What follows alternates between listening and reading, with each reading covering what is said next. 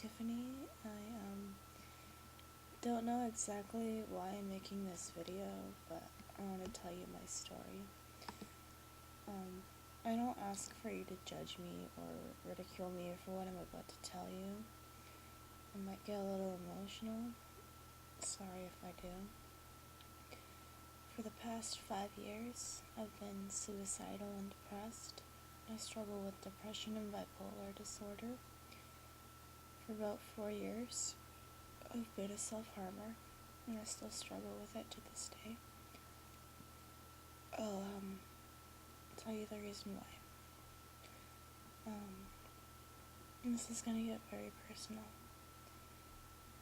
When I was little, I don't remember exactly how old I was. I was molested. From the age of 3 until I was 14, my dad abused me, my mother, and my sister. I can still remember my mom telling my dad no when he forced sex on her.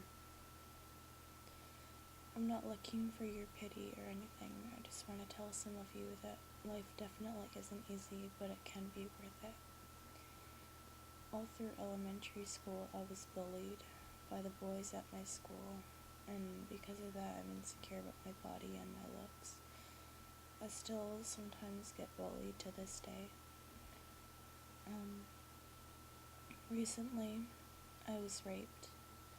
I haven't told anyone who the guy was, and I'm going to continue to keep his name to myself. However, it still hurts to think about.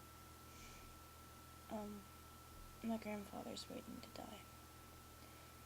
He has been for about a year now, because of the amount of pain he's in. It breaks my heart thinking about it.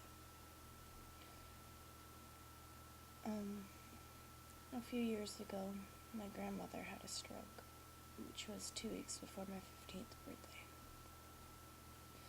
My dad and I got into a fight a week before my birthday, and he said to me, "You don't even care that your grandmother almost died last week."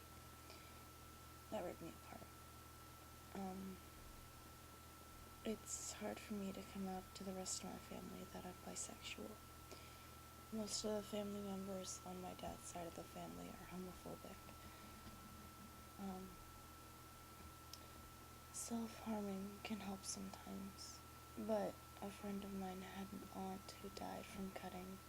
She cut one of the arteries in her arm, and so my friend stopped being close to me when she found out about my self-harming problems. This past weekend, I had a suicide attempt. I have a lot of stress going on in my life. My best friend in BC was talking to me as I was taking the pills, and called an ambulance for me because I started hallucinating. He didn't want me to die. 2 police officers ended up escorting me to the ambulance, and then again to the ER. I was supposed to be in the ER for 72 hours, but they let me go after 6 hours because I didn't take enough or something.